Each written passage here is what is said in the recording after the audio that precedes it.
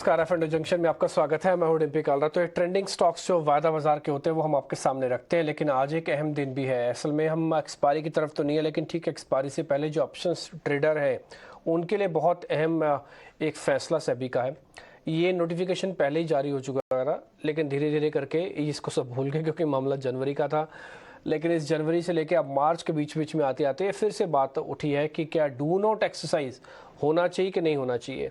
Exchanges इसको 30 तारीख के बाद हटा रहा है। डू नॉट एक्सरसाइज नाम से ही आपको बहुत क्लियर हो रहा होगा कि डू नॉट एक्सरसाइज का मतलब क्या है कि आप अब इसको एक्सरसाइज अगर नहीं करते हैं तो अब आपको पेनल्टी या फिर जो भी इसका खामियाजा है वो आपको भुगतना पड़ेगा। हमने क्या किया, इसके कुछ एक पॉइंटर्स बनाए इसको आसान भाषा में आपके सामने रखने के लिए। वो सारे के सारे पॉइंटर्स एक एक करके आपकी स्क्रीन पर आते जाएंगे। मैं उन्हीं सभी पॉइंट्स को आपको एक एक करके बताता जाऊंगा। करीब 10 से 12 पॉइंट्स होंगे जो आप अपनी स्क्रीन पर देखेंगे, मैं आपके सामने रखता हूं। जैसे पहला पॉइंट है, 30 मार्च के बाद ये लागू हो जाएगा एक्सचेंजेस की तरफ से, यानी कि नई सीरीज में अप्रैल में जब आप जाएंगे 29 तारीख की डेरिवेटिव एक्सपायरी इस बार 1 डे बिफोर हो रही है। इस बार बुधवार की एक्सपायरी है, 30 तारीख को रामनवमी की छुट्टी की वजह से 1 डे बिफोर हो जाएगा ये काम। आते हैं दूसरा, जब ऑप्शंस के सौदे समय पर आप काटने होंगे, ये दूसरा पॉइंट है इसके अंदर कि आपको ऑप्शंस के सौदे समय पर काटने होंगे। ये जो हमने लिखा आपके सामने दूसरा पॉइंट, समय पर नहीं काटेंगे तो फिर दिक्कत आएगी। इन द मनी सौदे, इन द मनी का मतलब होता है कि मान लीजिए 450 की कोई चीज़ है, वो 450 के नीचे आ गई तो इन द मनी हो गई। एट द मनी जहाँ पे हम खड़े हैं, आउट ऑफ द मनी इसके ऊपर जाके, तो इन द मनी यानी कि जो भाव के नीचे के रेट में आ गई वो इन द मनी कॉल है, उसको काटना ज़रूरी होगा। इससे पहले तक एक्सचेंज अपने आप काट देती थी, अगर आप उसको कोई कमांड नहीं करोगे। ब्रोकर्स का सॉफ्टवेयर का टर्मिनल ऐसे बने होते थे कि आप कोई कमांड नहीं दोगे अपने आप सौदा कट जाता था, लेकिन अब ऐसा नहीं होगा क्योंकि डू नॉट एक्सरसाइज हटा रहा है एक्सचेंजेस, तो आपको खुद से एक्सरसाइज करनी होगी। एक और पॉइंट, आपको सौदे 3:30 से पहले पहले काट लेने होंगे। वैसे तो कईयों के सॉफ्टवेयर ये अलाउ करते कि 3:15 3:20 तक मैक्सिमम आपको इंडेक्स का मिलता है ट्रेड करने के लिए, लेकिन फिर भी या तो ये ऑप्शंस दे दें, आपको तरीका दे दें कि भाई हम बटन दबा देते हैं कि हमको डू नॉट एक्सरसाइज लेना है या नहीं लेना, बराबर जो भी है। अगर नहीं है, मान लीजिए ऑप्शंस का आपको तरीका नहीं दे रखा, तो आप ये मान के चलिएगा 3:30 से पहले स्टॉक्स के ऑप्शंस, इंडेक्स के ऑप्शंस वो काटने ही होंगे आपको अपने आप से, सारे 0-0 करने होंगे। तो दो तरीके होते हैं 0-0 करने के, प्राइस और वॉल्यूम, दोनों तरीके से 0 होना चाहिए। यानी कि कोई भाव में अगर सामने भाव भी होने चाहिए और वॉल्यूम प्राइस भी होगा, आप उसको 0 कीजिए। एक और बात, ब्रोकर और एक्सचेंजेस से पहले सौदे खुद काटती थी, तो अब ये फैसिलिटी आपको नहीं मिलने जा रही। ब्रोकर अब आपके सौदे नहीं काटेगा। हाँ, कमांड दे रखी है, पीओआई बना हुआ है, एक अलग चीज़ है, वो एक अलग मैटर है, लेकिन अदरवाइज वो आपके सौदे खुद नहीं काटेंगे या सिस्टम अपने आप से नहीं काटेगा इसको। एक और बात, ऑप्शन सेटल नहीं होने पर फ्यूचर या फिर कैश डिलीवरी के साथ फिर सेटल करना होगा, और इसमें कोई मैटर नहीं करता कि वो 1 रुपये की है, 50 पैसे की है, 10 पैसे की है, 100 रुपये की है।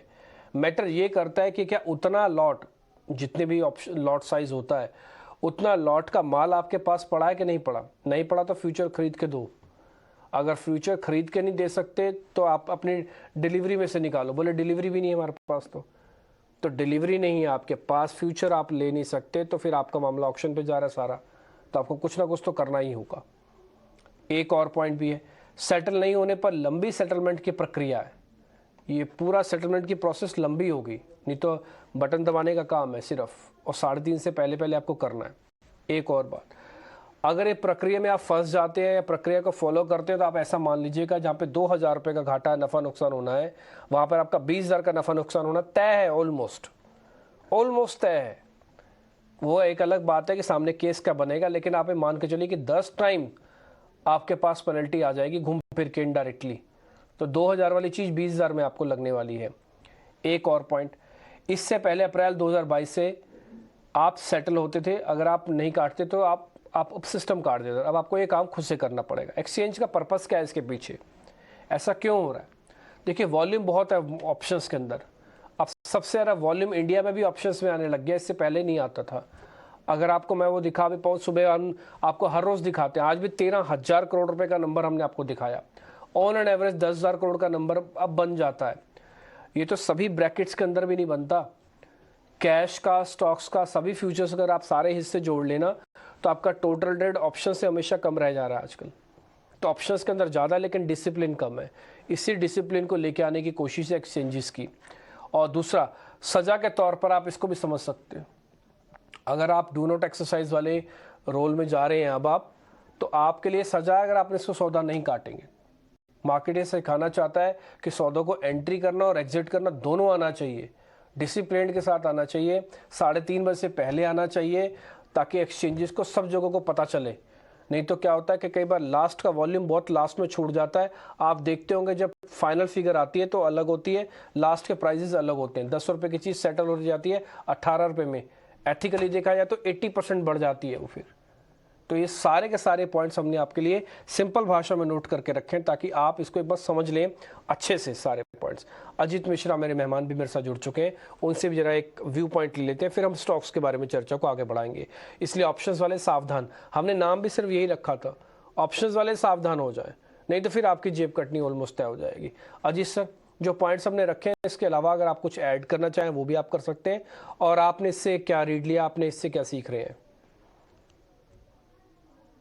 ये चीज बिल्कुल क्लियर है कि एक्सपायरी के टाइम पे अगर आप इन द मनी में हैं तो आपको वेट नहीं करना है कि एंड होने देते हैं या फिर क्या, आपको खुद ही पोजीशन को काटना है और ज्यादा टाइम तक वेट भी नहीं करना है। तो आपको सिंपल है कि आप थोड़ा भी प्रिकॉशन रख के चलेंगे तो वो चीजें सही रहेंगी। जहां भी थोड़ा भी आपने ध्यान हटाया कि ठीक है कि अभी मैं थोड़ी देर के बाद करता हूँ इस चीज को, तो शायद चैलेंजेस आ जाएंगे। तो आपको देखिए ये चीज का ध्यान रखना है कि या तो आप लास्ट वीक में उसको करें ही ना, आप नेक्स्ट मंथ में जाके आप उसको ट्रेड करें। बट यहाँ लिक्विडिटी का एक चैलेंज आया था, इसकी वजह से ज्यादातर लोग प्रेफर करते हैं कि उसको कंटिन्यू करते हैं सेम मंथ के कॉन्ट्रैक्ट को। अगर आप नेक्स्ट मंथ में शिफ्ट कर लेते हैं डेफिनेटली आपको ये चैलेंजेस नहीं आएंगे। तो कोशिश करिए कि लास्ट वीक में अगर आप हैं तो नेक्स्ट वीक मंथ के कॉन्ट्रैक्ट्स अगर आप ट्रेड करते हैं लिक्विड अगर स्टॉक्स हैं, तो वो ज्यादा बेटर स्ट्रैटेजी होगी इसमें। ठीक है, इसमें मैं 2 पॉइंट और बताना चाहता हूँ। टिपिकली क्या होता है कि ऑप्शंस जो होती है इंडेक्स की वो वीकली होती हैं, बट स्टॉक्स की ऑप्शंस वीकली नहीं है। तो स्टॉक वालों के लिए कुछ ज़्यादा वैसी कोई बड़ी परेशानी नहीं आ रही, उनको तो पता ही है। लेकिन जो इंडेक्स का वॉल्यूम बहुत आता है आज की डेट में, और वीकली ऑप्शंस बहुत ही कॉमन है, और हम भी आपके सामने कई बार ऑप्शंस रखते हैं। इसका मतलब ये है कि जो इंडेक्स वाली ऑप्शंस हैं वहाँ पे ज़्यादा सतर्क रहें जो इंडेक्स पे ट्रेड करते हैं, क्योंकि वीकली ऑप्शंस का भी सिस्टम स्टॉक्स के फ्यूचर्स में नहीं है। तो इंडेक्स वाले लोगों को ज़्यादा सतर्कता रहना है इसके अंदर। एक और पॉइंट, आपको अगर शिफ्ट करना ही है तो आप ऐसा कीजिए, या तो लंबी अवधि वाला ले लीजिए, नहीं तो आपको ऐसा लग रहा है कि अगर मान लीजिए आज से एक्सपायरी, जैसे आज 23 तारीख के ऑप्शंस गलने जा रही हैं, तो आप चले जाइए 29 तारीख वाली ऑप्शंस पे अभी इसी समय ही। बोले नहीं सर उसमें तो प्राइस डिफरेंस बहुत आता है, हम यहाँ पे काट रहे हैं 10 रुपये की चीज़ वहाँ पे खरीदेंगे 40 रुपये की चीज़, ऑलरेडी 30 रुपये तो हम वैसे ही महंगा कर लेंगे अपनी सेम ऑप्शंस की स्ट्राइक को, तो बॉस वो टाइम डिके तो जाएगा। ऑप्शंस का मतलब ही यही है, इसलिए ऑप्शंस के बारे में स्टडी समझना बहुत ज़रूरी है। एक्सचेंजेस चाहता है कारोबार तो बने, लेकिन समझाएं कैसे, तो इसका तरीका आप इनडायरेक्टली पेनल्टी के तौर पर भी समझ सकते हैं कि आपको ऐसी प्रोसेस में फंसा देगा कि आप हमेशा से सावधानी बरतेंगे।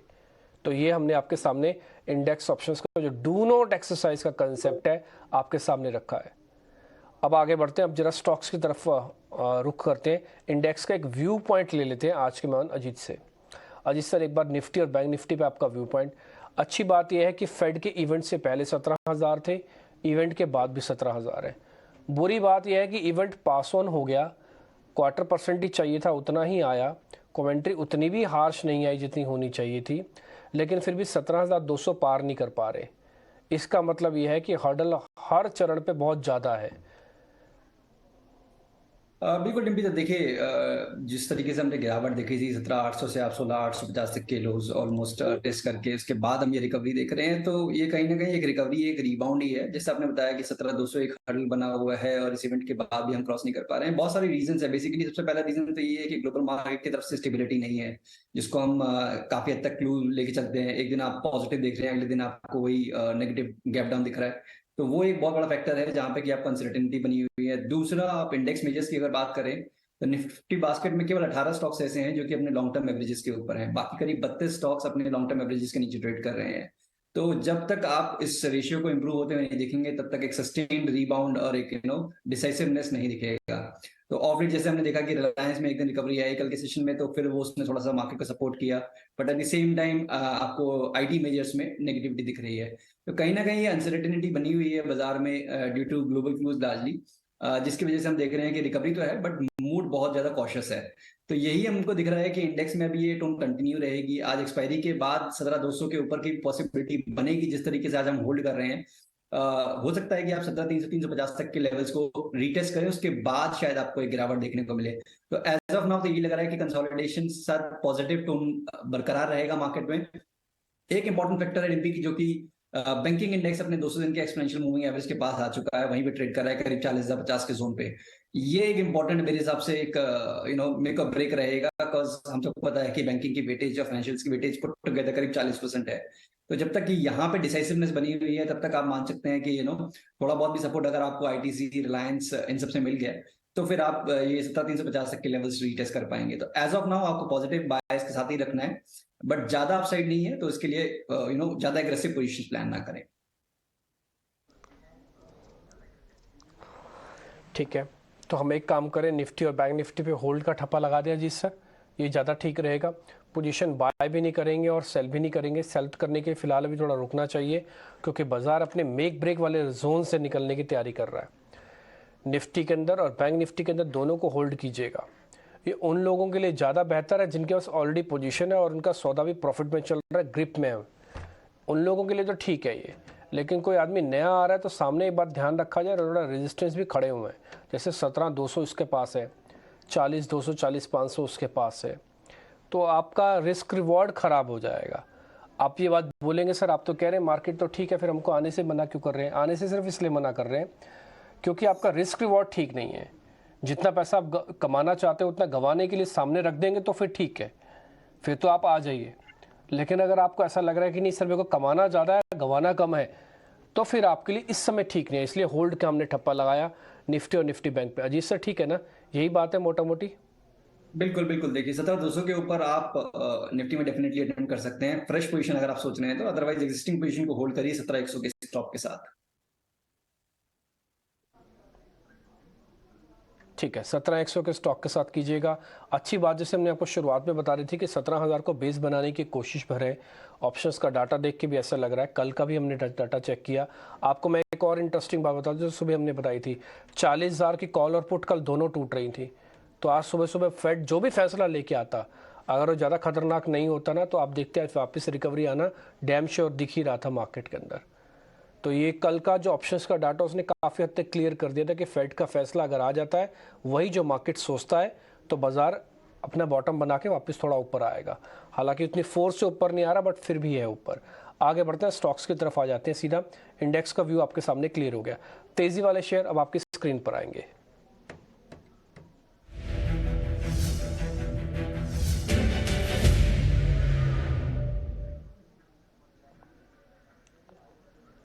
एक सर मारुति है और दूसरा इंडसइंड बैंक है, जरा दोनों को चेक कर लीजिए। फ्रेश लॉन्ग बिल्डअप है, ताज़ा खरीदारी।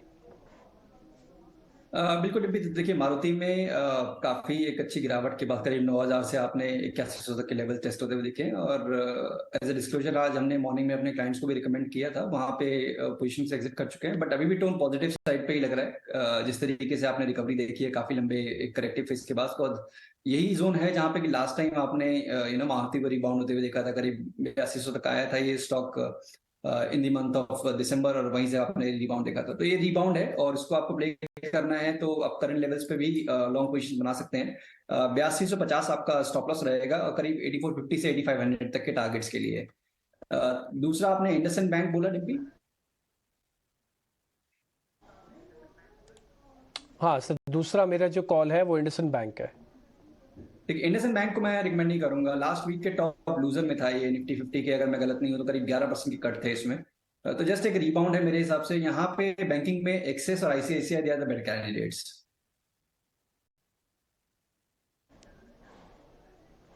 ओके ठीक है, तो दोनों में से फिर एक काम करते हैं, हम सिर्फ मारुति पे ज़्यादा ध्यान रखते हैं। टारगेट स्टॉप लॉस आपकी स्क्रीन पर आ जाएगा और इंडसइंड बैंक को फिलहाल के लिए छोड़ते हैं। आज का बिल्डअप भी बहुत स्ट्रांग नहीं है, एक बात और ध्यान रखिएगा।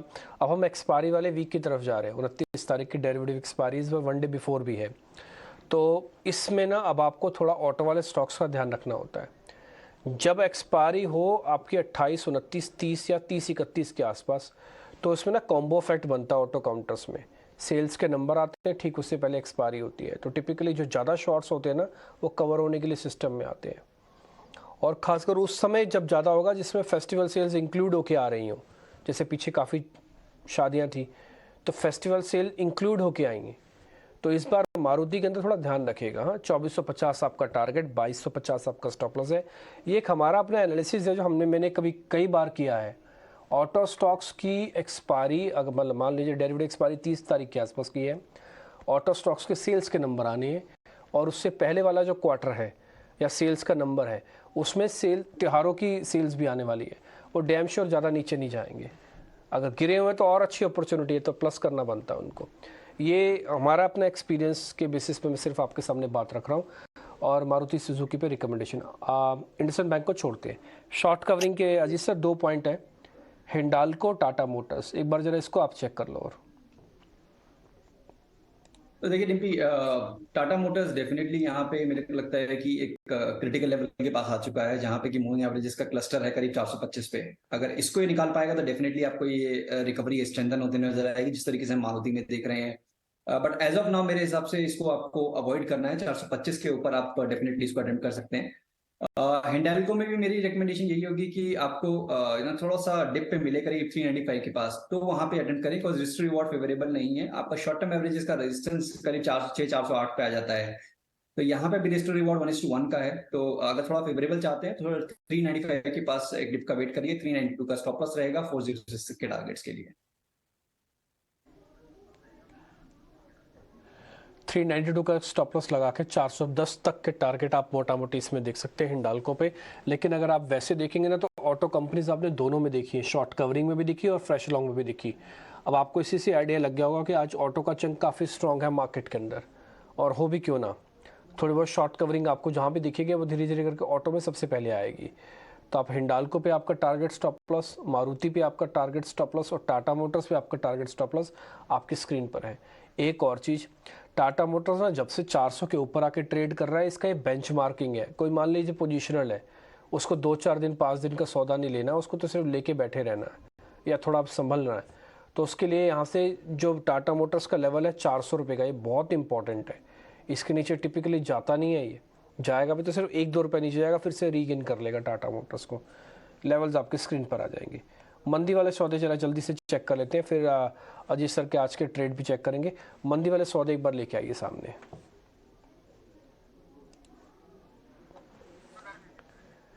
तो एल&टी टेक है और गोदरेज प्रॉपर्टीज है, दो ऐसे ट्रेड है जहाँ पे फ्रेश शॉर्ट्स हैं। एक बार जरा चेक करेंगे सर इन दोनों में क्या करें। देखिए एलटीआई तो डेफिनेटली यहाँ पे आपको रेंज में नेगेटिव साइड पे ही बायस के साथ ट्रेड कर रहा है, और मुझे लगता है कि अभी रेंज में ही रहेगा नियर टर्म में, तो उसको आपको अवॉइड करना चाहिए। दूसरा स्टॉक आपने कौन सा बोला डिप्टी? दूसरा स्टॉक है sir L&T Godrej properties. Godrej properties. हाँ देखिए, गोदरेज प्रॉपर्टी बल्कि अपने ट्रेंड के अगेंस्ट चल रहा है। अगर मैं रियलिटी स्टॉक्स की बात करूँ तो ज्यादातर जो ढंग के स्टॉक्स हैं वहां पे आपको रिकवरी दिख रही है, चाहे वो डीएलएफ की बात हो चाहे प्रेस्टीज की बात हो। तो यहाँ पे डेफिनेटली आपको प्रेशर दिख रहा है, और मेरे हिसाब से जिस तरीके से इसमें अभी टोन है, तो अभी जो प्रीवियस स्विंग लो बनाया था इसने करीब 1060 के अराउंड का, वो ब्रेक हो सकता है। तो यहाँ पे आप बट फ्रेश लेवल पे एंट्री नहीं है मेरे हिसाब से, कॉज करीब 1100 पे दोबारा आपको एक बाउंस मिल रहा है, तो वो अच्छी शॉर्टिंग अपॉर्चुनिटी होगी, क्योंकि आपका स्टॉप लॉस करीब 1121 का है। तो वो देखते हुए आपको बाउंस पे सर की रिकमेंडेशन है करीब 1100 पे 1120, 21 का एक स्टॉप लॉस मेंटेन करें, और आपका जो टारगेट होगा करीब 1060, 1050 का होगा।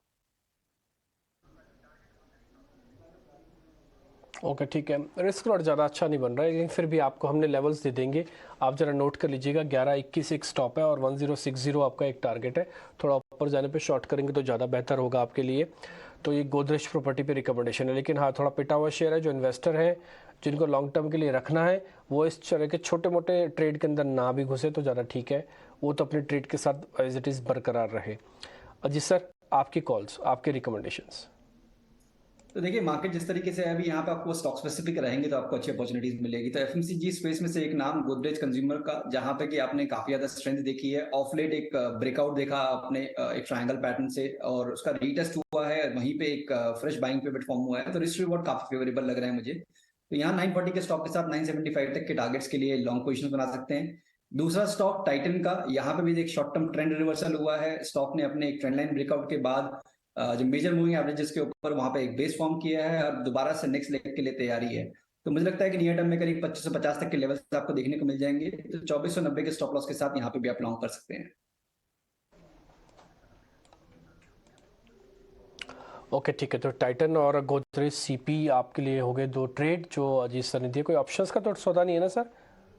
ऑप्शंस नहीं है ना कुछ भी नहीं छोड़ दें? नहीं, जैसे हमने बताया कि अभी मार्केट में ब्रेकआउट का वेट करना चाहिए। बाकी स्टॉक्स ऑप्शंस अभी उतना ज्यादा मेरे को समझ नहीं आ रहा है कि यहाँ पे कोई पोजीशन बनना है। ठीक है, ऑप्शंस छोड़ देते हैं। ऑप्शंस के अंदर अगर आप वैसे भी संभल कर ट्रेड किया कीजिए इस समय, थोड़ा वॉलेटाइल भी है और दूसरा उसमें रेगुलेशंस भी बढ़ रहा है, जैसे शुरुआत में भी हमने आपके लिए बताया। अजीत सर बहुत बहुत शुक्रिया, थैंक यू वेरी मच आज समय देने के लिए, बताने के लिए इन दोनों ही सौदों पे क्या किया जाए।